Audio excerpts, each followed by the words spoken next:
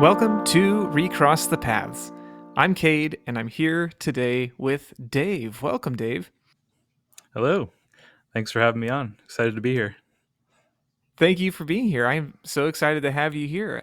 I got a chance to hear a little bit about one of your projects at CubeCon this last year, and then you came recommended by a friend of yours. I'm just thrilled to dive into some of your process and some of your projects. Okay. Well, I'll do my best to gather my thoughts and we'll see where we go. No worries, no pressure, just the two of us having a chat, no audience or anything, right? Nah, nobody listens to this, right? No, you never know. You never know. Well, Dave, just to get us started broadly, with all the things that we could be doing in the world, why Cube? Oh man. Um Cube to me represents all the best parts about Magic. It's, gathering with friends, even just the gameplay itself, it kind of represents like classic Magic archetypes a lot of the times. You got, your blue white control, your reanimator, your aggro decks. It's kind of like Magic distilled, into one format. For me, also, it's kind of just a creative outlet. I think for a lot of people it is, but I'm not really the most artistic guy, I would say, but it kind of gives me a way to express myself in my designs and also the aesthetics. I think that's interesting, right? Like, there's a creative outlet in something like Cube that doesn't have to necessarily be artistic. That it feels like you're able to use these things in creative ways without it feeling like you have to be, I don't know, avant-garde or expressive in a way beyond what you want. Right. Yeah, absolutely. Yeah, I don't know. It just could be as simple as which basic lands you choose to include in your cube. Some people just have all different arts, and in generally, I like to pick like one set. So like for my main cube, I have just all Mirage basics because I love the artwork on those, and I love the old frames. It's tough to beat that era. Mirage is a standout for sure. hmm We would have also accepted Tempest. Tempest is great too. That's when I started playing, so that is definitely near and dear to me as well. So I think that's a good natural segue. Thinking about something like Tempest, where did you start playing Magic, and how did that lead to designing cubes? So I started playing in high school. Actually, I had some friends that played, and it was something that kind of looked interesting, but I wasn't really into fantasy games. Never played D&D or anything like that. Played a lot of sports growing up, so had a real competitive mindset, I guess, in that way.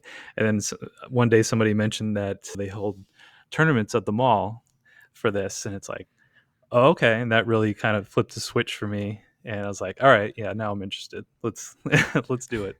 So I started playing in some small local tournaments not long after I started playing, and really only stopped playing competitively a couple years ago.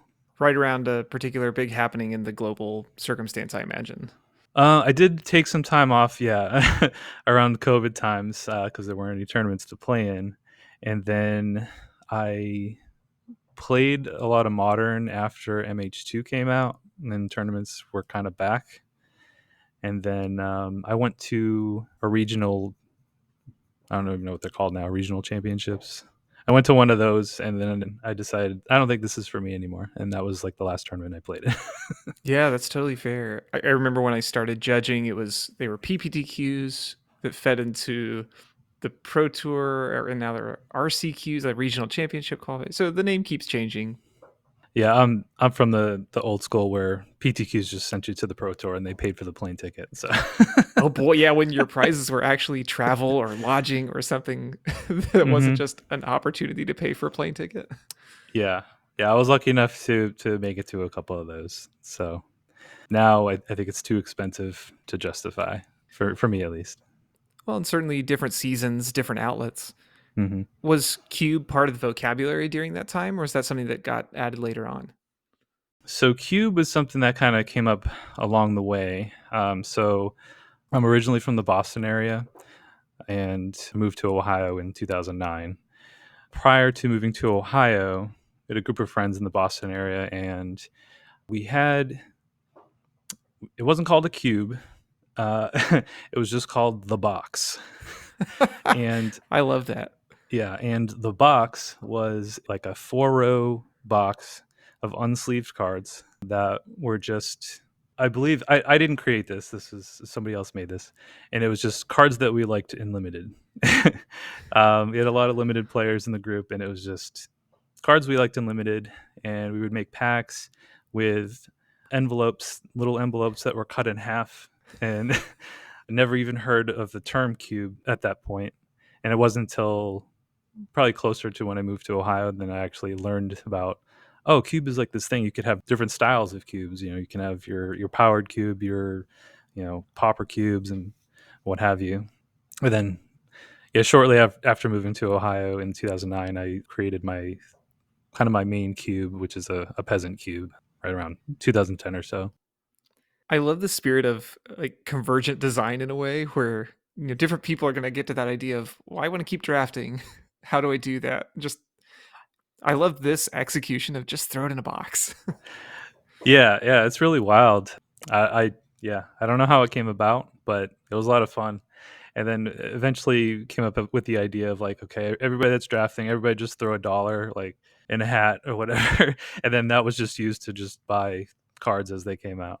Was that pricing for the like for each draft, or is that like No, it just to was help just like fund the project?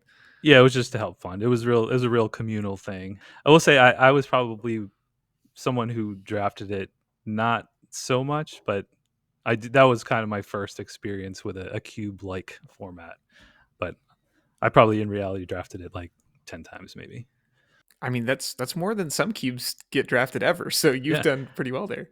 It was the only game in town back then. They were we had not everybody in the group had a cube.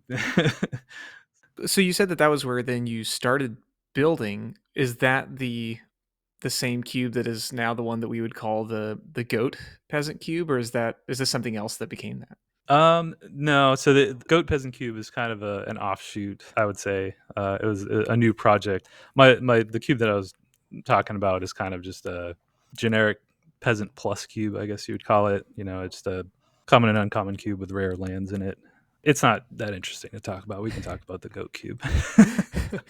Well, and we can certainly talk about it in the context of the goat cube as well. I'd love to unpack a bit of peasant as a restriction because I know that's something that is there's been lots of ink spilled about the pros and cons of that sort of approach, and so I'd love to hear some about that there. But before we move too far past, since we've alluded to it here, do you want to give us the elevator pitch for the goat peasant cube? And I should clarify GOAT as an acronym there. Yeah. It's such a stupid name. I'll just start off with that.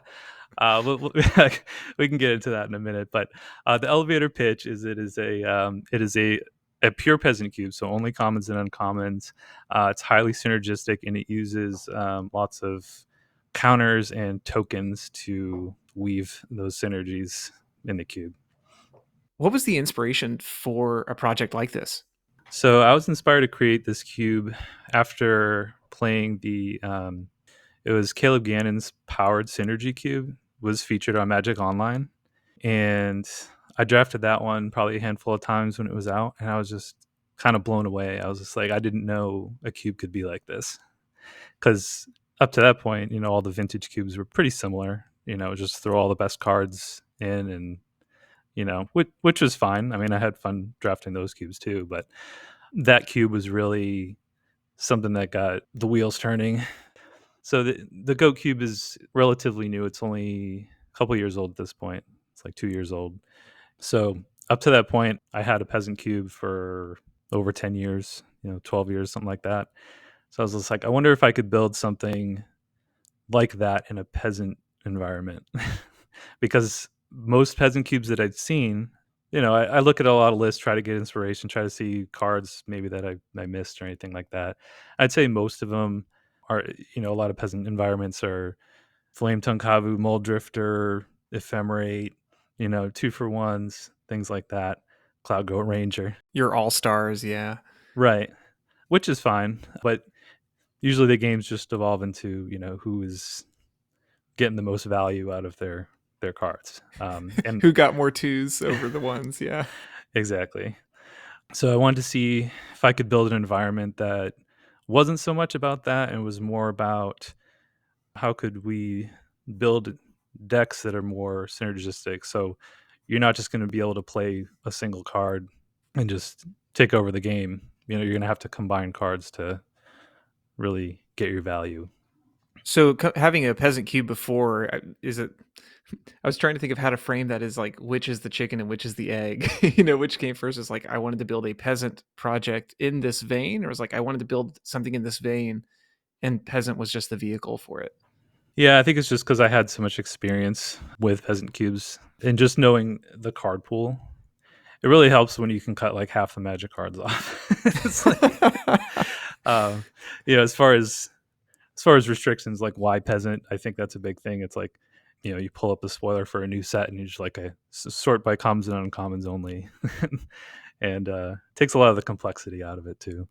Yeah, and certainly that being a big part of it is narrowing down the scope of what is available at all. Like having played a number of different competitive formats, what is it about peasant that you find appealing, or why would you build a peasant cube? You think? Initially, it was a budget thing for sure. It's just obviously a lot cheaper when you don't have to have any rares or mythic rares in there. But I also do enjoy just the play style of like good limited games. I drafted a lot back in the day. Not so much drafting retail limited these days, but I do come from a background of drafting a lot of retail limited back then. So the games tend to be a little grindier, more creature combat, things like that.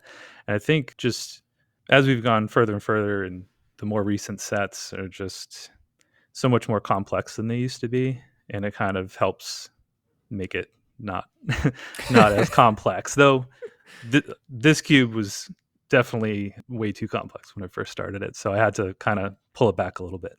Things we can only learn through playing it a couple times, I imagine. Yeah, absolutely. When this cube started, it was I just called it the peasant synergy cube, which was the most boring name possible.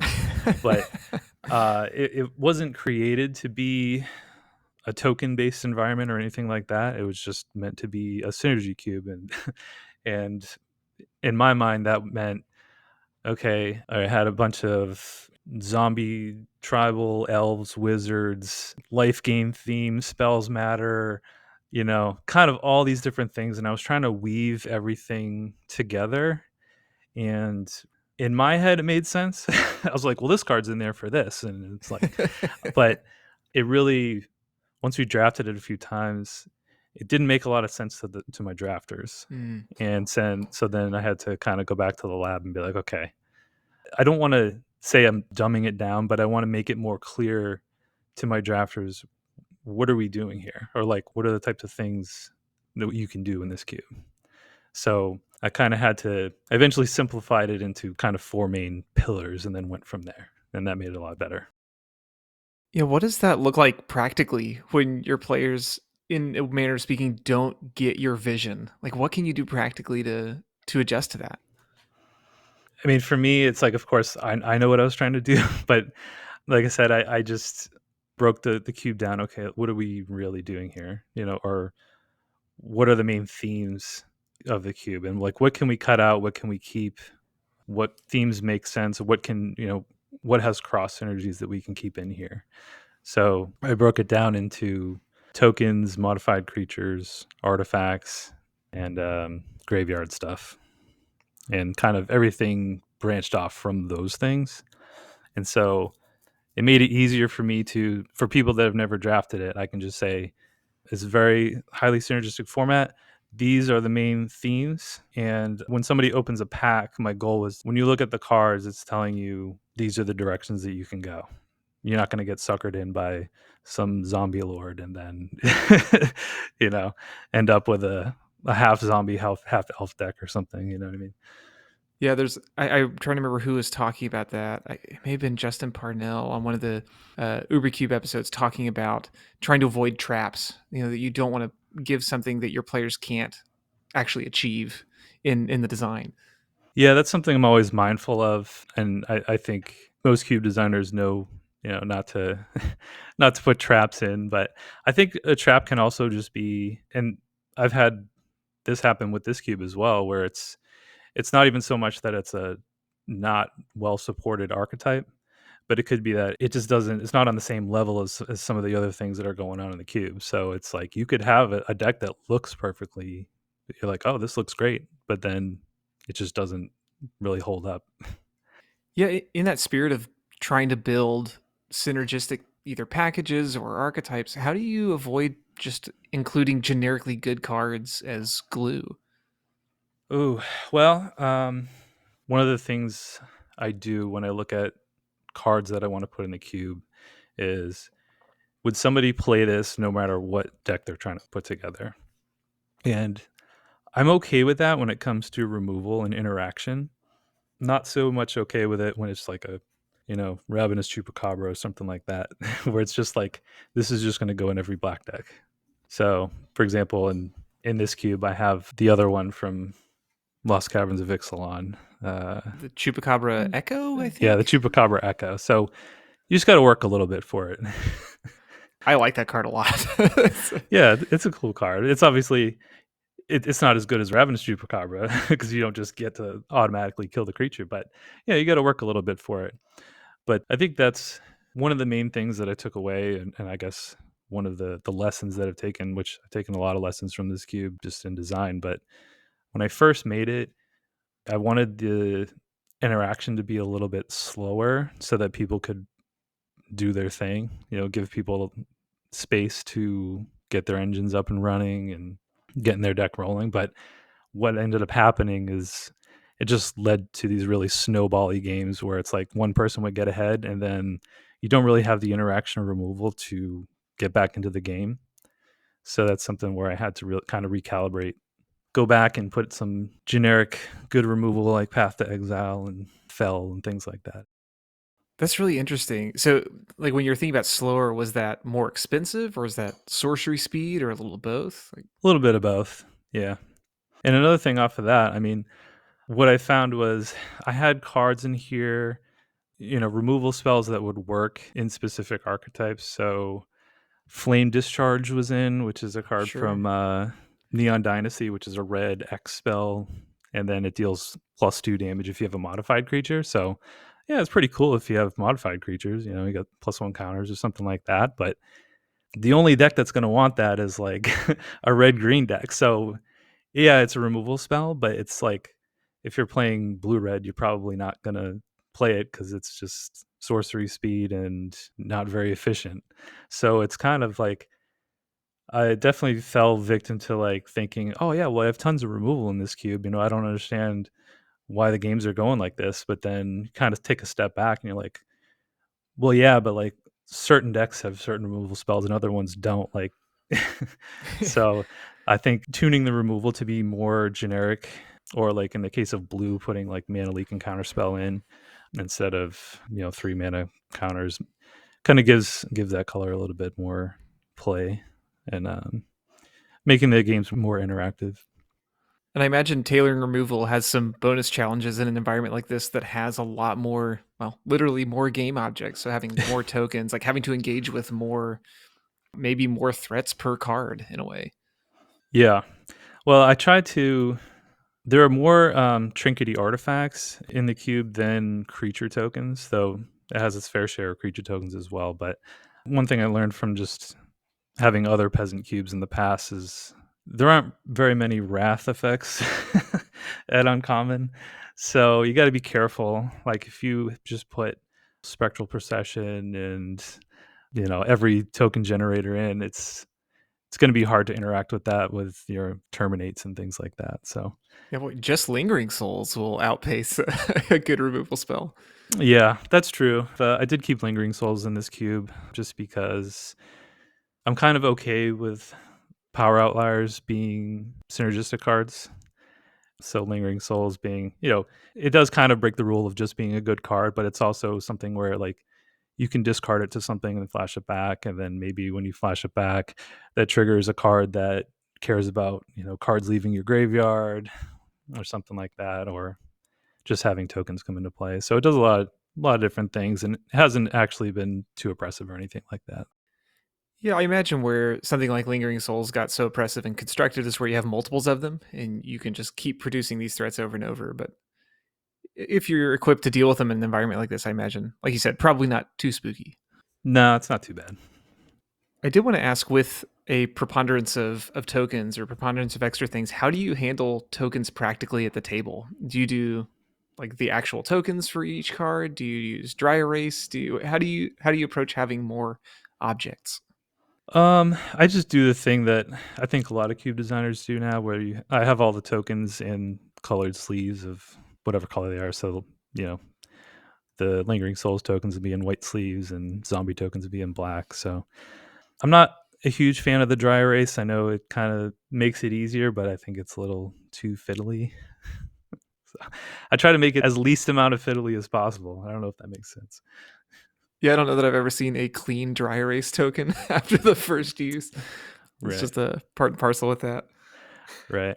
It's hard enough trying to convince, I think a lot of cubes that are getting made now are kind of focusing on simplicity, and this cube's kind of going the opposite way.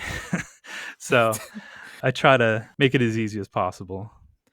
Yeah, I was gonna ask Dave, thinking about. I actually don't know that we mentioned at any point so far the goat in the title there, game objects and tokens.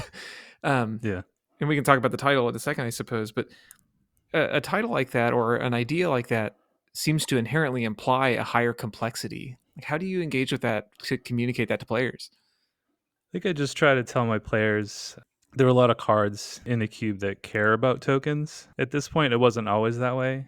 Actually, that just kind of talk about the name for a second, which again is a very stupid name. it, I mostly I came up with it because I wanted to try to get it into KubeCon 2023. I did put it up for voting in KubeCon 2023 when it was just the Peasant Synergy Cube, and it didn't get in. And I was like, I got to come up with a kind of a catchy name because Ooh, it's a marketing scheme. it was kind of a marketing scheme. But it's kind of funny because you talk about chicken and the egg, and it's like it was one of those things like, okay, what can I call this that's kind of catchy? And I was like, this cube really has a lot of tokens in it, and we got a lot of counters. So, and I was had just thought about it, and I was just like, yeah, goat. People. It's not the greatest cube of all time, so I could tell you that. This is only a tribute. Right. But it is something that I think sticks out. I think it's a useful acronym. There's something funny about that, right? Where you think of if you tell somebody, "Hey, this is the game objects cube," that there's all this immediate processing that's like, "Oh, wait, does that mean I'm going to have to track things differently? Does that mean I need to be aware of these elements?" And so there's a lot behind a name that it's tough Yeah. to convey immediately. Well, it's funny because after it became the Goat Peasant Cube, then it kind of like leaned more into tokens, if that makes sense. So it started off as just, hey, you know what? This cube has a lot of tokens in it. And then it eventually, as over probably the last year or so, it's like, let's just lean into this. Let's just go full on. Um, Hey, this is the tokens cube now. We've done it. that's what it is. So sometimes it can be a hard sell because, like you said, the complexity. But kind of narrowing down the pillars of the cube has helped a lot with that, I think. Maybe to borrow a term that has more baggage than we intend, do you think that this environment trends more toward big games than small games, like having more, not clearly more objects, but like more permanence on board, longer turns, those sorts of things? Yeah, there's absolutely more permanence on board for sure. A lot of cards create two permanents, but that's where some of the synergies come in. So a lot of especially the trinket artifacts, you kind of look at blood tokens, for example. So they facilitate discarding cards, which helps with your madness decks. It draws you a card, so anything that triggers off of drawing your second card for the turn. Just sacrificing artifacts sometimes will trigger things. Putting artifacts into play will trigger things like Arcbound Crusher, which is a four Oh mana one yeah. one trample, but that thing gets huge with with modular. But yeah, and it triggers off your opponent's artifacts too, so it gets pretty dumb. Well, I'm selfishly thrilled to see so many of the trinket artifacts here. Blood, you mentioned, is one I like a lot. I'm excited for when they decide to print more of those. Map tokens, another personal favorite that you don't see often. But yeah, Hmm. anytime you have these types of tokens with built-in rules text. I know there's always more to keep track of. Yeah, for sure. One thing that I try to do, and I think a lot of cube designers do too, is I try to have the versions of the cards that have the reminder text. So at least, yeah, that definitely helps for somebody that doesn't know all the cards, definitely helps to kind of clarify what's going on. With perhaps a higher complexity on board, do you have to worry about games in this environment running to time? I haven't had that be a huge issue, but it definitely can. I think it's at a good place right now where the games can get big, but they don't always. The aggressive decks are pretty good. I actually recently just made some changes because the aggressive decks were a little too good, and it made it so that it was sometimes hard for some of the slower decks to really get going. Sheltered by Ghost turned out to be a problem, which I kind of thought it might be a problem, but there's kind of a heroic sub theme going on, and or like Bogle style decks were a little bit too oppressive, so I had to get rid of that one. Sheltered by Ghosts giving an additional heroic bonus kind of gives me chills just thinking about that. That card is good enough on its own in most cases. Yeah, I think that turned out to be, one of those cards that it's just good on its own. You don't have to be doing, you don't have to be targeting your own creatures for benefits for that card to be good. So, Dave, you've done. I really appreciate on your overview for this cube. You've put together a list of a couple of key cards in each of these archetypes that you're aiming for. How do you go about populating those archetypes? Do you think about adding cards per theme you're going for, or is it more broad than that? I don't really have a spreadsheet or anything with like how many cards are for artifact decks and how many for heroic and how many is for graveyard. It's more on vibes. I'll say I would say I'm not a very vibes based cube designer, but this one is kind of just does it feel right? You know, in drafting the decks, does it feel like there's enough support? I'm somebody that tends to update my cubes fairly often, so I have no problem like week to week saying like, yeah, you know what, that felt a little off. Let's try a little different. Let's turn the knob here, or there. Do you get to draft it pretty frequently then? Well, we have a lot of cubes in in our group here in Columbus, Ohio, so it probably gets drafted every month and a half or so. Because I imagine that kind of iterative design is a little bit easier when you can actually put it on the table and have people give some of that feedback and you can see some of what's happening with those themes. Right. Yeah. I mean, it would help if we drafted it more often, but I recently had a pretty large update with this where it was at 405 cards and it brought it down to 360 just because I wanted the whole cube to be in play. And I kind of took a new approach that I hadn't done before where I like cloned it and then just did like a ton of just dummy drafts on Cube Cobra just to see like how would this deck come together? Is there enough support there? I haven't actually drafted it since then, so we'll see if that turns out to be a good way to do that. But I'm trying a new process, so we'll see how that goes. How did that process work out for you? Did you feel like you were able to learn a lot, or were you able to feel through what you're aiming for? Um, I think so. Like I said, I was cutting 45 cards out of the cube, so I probably did like just 100 drafts, just just going through with bots. So I don't know. It might not be entirely the best way to do it, but it kind of helped me see, hey, you know what, this effect is really redundant. We probably only need like one of the three-minute inspectors. We probably don't need both of them. So that was one of the things I did. Kind of redundant cards. It's like, okay, we can, especially with all the cards being in the draft now. It's like, okay, we probably don't need two of these. Yeah, you know a eighth grade inspector is going to pop up if you're looking for one. Right. Yeah. Anything that was kind of a functional reprint or anything like that, I took out.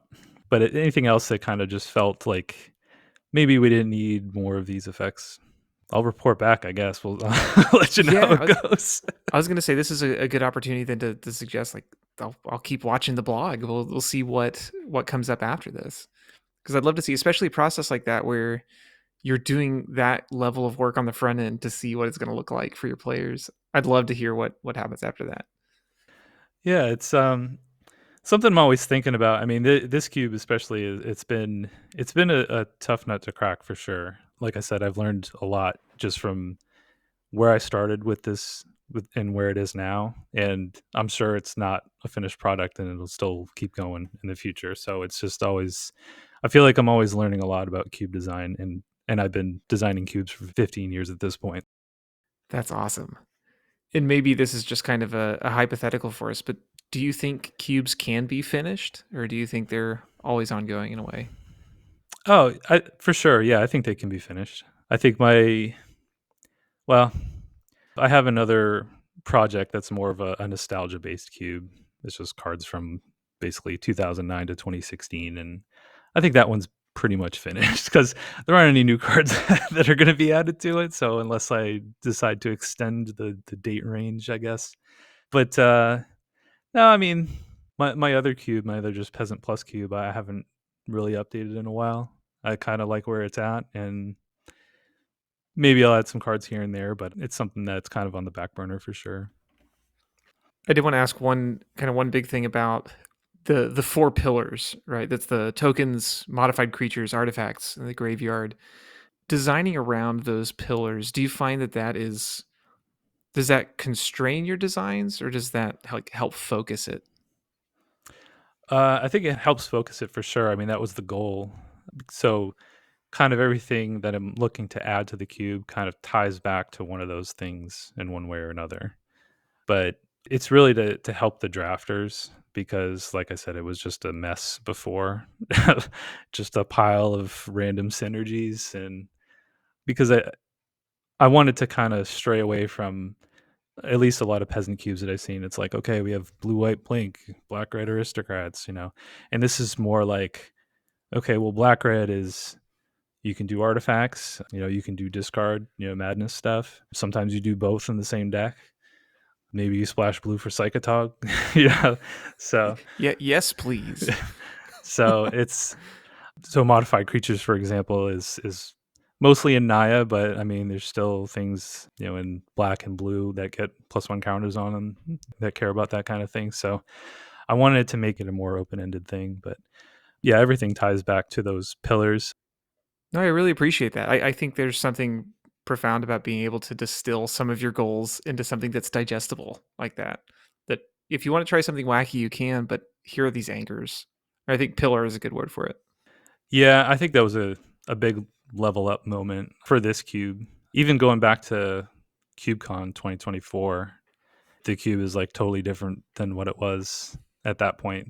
I mean, I had like Berserk in the cube. It's like, yeah, that's probably not going to lead to some drawn out games. You know what I mean? Customers who enjoyed heroic also enjoyed Yeah. berserk. Well, as you think about your working title, synergy based peasant cube, what advice from your experience would you want to share with other designers? I would say just don't be afraid to try new things. Throw a package in there, see how it works. If it doesn't work, you can always just take it out. I'm always tinkering with new things. I mean, this cube artifacts used to be in white, and now it's not really because it just turned out that it works better in black with everything else that's going on. So just tinker with things, try new things, throw stuff against the wall, see what sticks. I update my cubes fairly often, so I'm always looking to try different things. Sometimes I'll just get just something stuck in my head, and it's like, all right, I gotta try to make this work. Yeah, It's like getting a song stuck in your ears. Like you got to play it. You got right, to get it out. right. And again, if it doesn't work, you could always just go back to what it was. I mean, there's no rules here. You can do whatever you want. That's great. So, Dave, one of the things I wanted to make sure we covered is you mentioned that you host an invitational tournament. Do you want to talk a little bit about that? Yeah. So I've had kind of the same local play group, cube group, since about 2010. So it was shortly after I moved to Columbus, and I wanted to create a yearly event. So we came up with kind of mirrors the old Magic Invitationals where the winner got to create their own card. So every year we do a cube invitational, and the winner of the cube invitational gets to create a card to put in the cube, and it stays in there for a year until the next invitational. That's so cool. Yeah. We even have at the invitational only, it's like the last 5 years of invitational winners cards are in. So they get rotated out, but not fully rotated out for 5 years. So you still have them pop up in the one tournament. Um, so we have about, usually it's about 14 to 16 players, and it's a really cool event because some people aren't as into Magic anymore. Some people, maybe they stop playing or they don't show up to weekly cube drafts or anything like that, but everybody comes back for the invitation, I'll tell you that much. No, it's so cool. What a good way to keep people connected that aren't playing as often, or just as we've talked about in different conversations, just opportunities to connect with friends, to connect with people you care about. Yeah, absolutely. And I remember we kind of have a rotating, different people host it every year. This past year was at my house, but in years past, it was at a friend's house, and it was right after Thanksgiving, and he deep fried a turkey for the group. Ah, that's So so good. yeah, so it's a lot of fun. I think it's something that a lot of groups could pick up, something like that. And I mean, bragging rates are off the charts. I mean, it's unbelievable. I get made fun of because I've only won one of my own invitationals, and there are other people that have won two and three. So I gotta win the next one, I think. Well, Dave, isn't it bad form to win your own cube events like that, though? Well, I won Oh like the boy, that second pause one. is so good. Yeah, So yeah, good. yeah. I won the second one, which was in 2011. So it's been some amount of time, and I never hear at the end of it. So um, So your time is coming, it sounds like. I hope so. That's the goal. We actually used to have Eric Klug do the artwork for the invitational cards. Oh, that's so cool. Yeah, he's somebody that I met after moving to Ohio before he moved away, but he's a little out of my price range now. I'd say. It's yeah, that would up the cost of entry a little bit, I think. hmm But I do have my card, a Klug original. Still have it. Well, what a cool idea. So like just I mean just having that recurring event or a way to draw people back in. That's really sweet. Yeah, definitely. Dave, I get to ask here one of my favorite questions as we're trending toward wrapping up, which is if you could have any card printed as a promo, what card would you pick and who would you have do the illustration? So I really had to think about this one because I don't really like promo cards that much. But if we can imagine it as one that I would like, I would say, so Rebecca Gay is my favorite Magic artist, but I'm not going to go with her because that's like half the guests say that. So, People like what they like. yeah, hey, those are the basics for the Goat Cube. Actually, are Rebecca Gay foil Oh, basics. the standard showdown ones? Yes. Oh, great Yeah. choice. I love those. Yeah. So I'm gonna go with someone that's relatively new in the Magic scene, which is Dominic Mayer. Yeah. He did a lot of artwork for the Strixhaven archive cards, which are really cool. And his red cards really stick out to me as just being very just vibrant, beautiful. So I'm gonna go with Young Pyromancer, which may surprise some people because people associate me with Delver of Secrets. But I'm going to go with Young Pyromancer because I never really liked any of the arts on Young Pyromancer. So That's fair. a Dominic Mayer Young Pyromancer would be my answer there. I love that choice. And Dominic has this really cool, like striking, blocky style that'd be really dynamic for a card like that. Right. And maybe the elemental token to go with it. Yeah, sure. Yeah, we'll throw that in. Which, oddly enough, is not a card that's in the Goat Peasant Cube. But maybe we could get Third Path Iconoclast. I don't know. Hey, here we go. Well, Dave, this has been a delight, and I'm so glad that we got a chance to sit down and chat about your project and the things you're bringing to other people through your invitational and just all sorts of exciting things. So it means so much that you would take your time to be here. If folks want to follow up, if they want to learn more about your projects or maybe get in touch, what would be the best place for us to point them to? I am dnolan08 on all the things. So you can reach out to me, Cube Cobra. I'm in the all the Cube discords pretty much. I'm more of a lurker there, but if you have any questions about the Cube or anything, I'd be happy to talk about it. I'm on Blue Sky, D Nolan08. Perfect. Again, I'm so appreciative of your time, and this has been really fun to talk about and explore. And as I mentioned at the very beginning, I'm such a sucker for this sort of environment, and I'm thrilled to see just how creatively you've taken this and to see it shine in your own way. So thank you for being part of this. Yeah, thanks so much for having me on. This is a lot of fun. Really appreciate it.